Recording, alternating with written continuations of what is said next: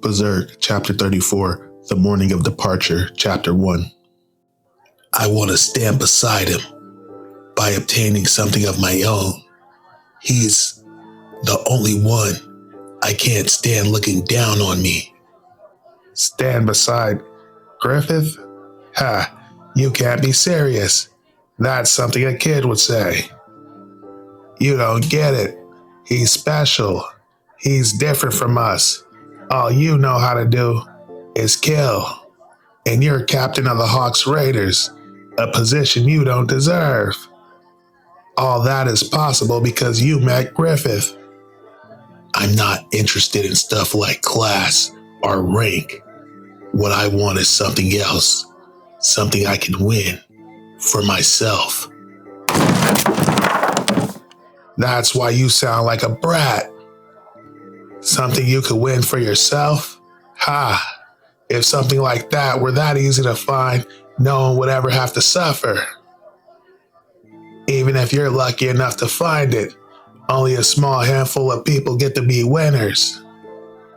Normal people use their own strengths and talents to come to terms with their real lives and make do the best they can. There's plenty out there that say all you need is a dream. It makes me sick to look at assholes like that. All you need's a dream, huh? That's only something weaklings that can't face the truth say.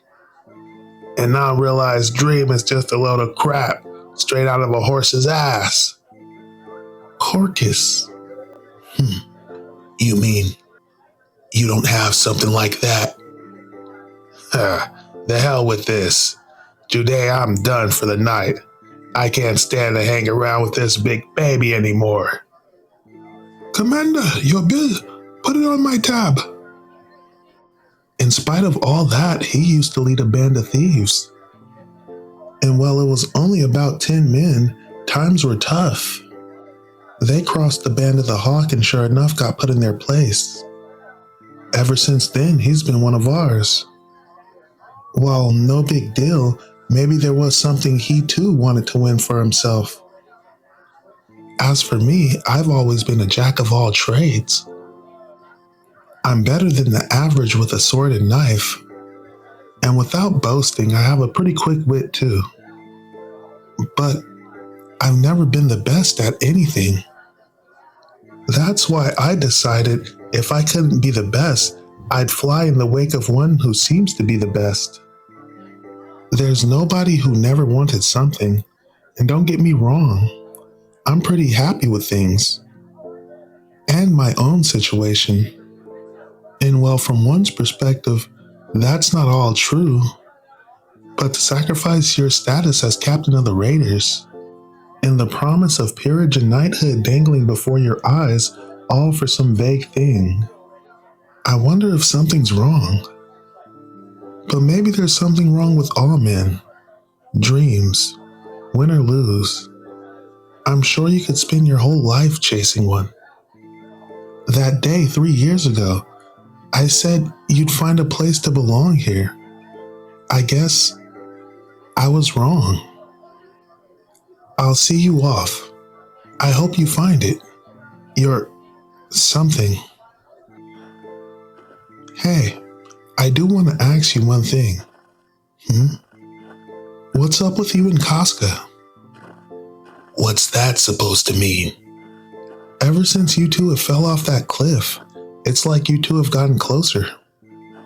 You really think so? Well, a lot has happened with her. What's that look for? Why not try your luck with her? Hold up. That was random. What made you say that? Every old dog in the Hawk knows that. She and Griffith. She, Casca, can't be with Griffith, chances are. Like you said, Griffith rose up from having nothing to be a general atop the Midland. That's practically a miracle itself. Ordinarily, you throw your hands up and celebrate without hoping for anything more. But he won't stop. The goal he pursues is one of a kind. They say the kingdom probably won't see war for some time. In that case, Griffith won't have any opportunities to shine militarily. His chances for promotions will be slim. Even if he is a general, he's still a soldier after all. There's nothing beyond that. He'll need a trump card for one last push. Don't you get it? It's the princess. Catching Princess Charlotte is the fastest shortcut to Griffith's ambition. It's also the only way. Griffith is now the White Phoenix General of the Midland's heroic savior. Besides, even Her Highness he'd appear a quite worthy companion. As fate would have it, General Julius was next in line to the throne after Her Highness. And his son Adonis, who would likely marry her, is now dead by the hands of another. What's more, the queen, well known for her severity in her court and her several conservative ministers, were mysteriously burned to death on the night of the assassination attempt on Griffith. Thanks to that, the military award ceremony was postponed. Guts, No. Oh well. Guts, don't tell the others about this. It's not that I don't trust them. The Hawks are bound by one fate, after all. But I don't want to reveal to them my dirty side. They only need to feel as though we are rising up. You're rough enough to share this with, to the end. In any case, this means all those who interfered with Griffith's ambitions are now dead. The princess, she's in love with him. Well, that's probably by his design anyway. There's no way he'll miss this chance. As for Casca, Griffith is truly special. It goes beyond any feelings for him.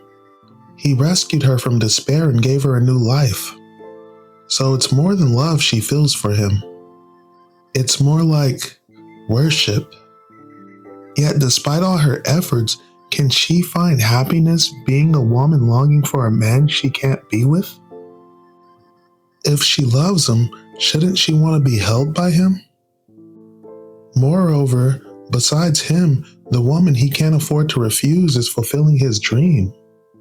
That woman can grant him the thing he desires most, the one thing Casca herself definitely can't offer him. That must be unbearable, dealing with that. So what about Casca? Ever think you'd like to hold her? She's a fine woman. She's a lot better than those noble girls who only know how to dress up. It's hard to find a woman you can trust to watch your back on the battlefield. But I see her as less of a woman and more of a comrade. So, no, that's not it. The one who has her eye is Griffith. That's why, right now, I'm no good for her like this. Gotcha. It really seemed like there was hope for you, though. For now, my hands are full with just me. This is far enough.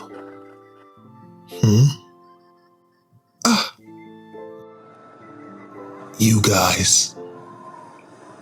Leaving without saying anything? How could you, Guts? Why? Don't you like the Band of the Hawk? Rickard.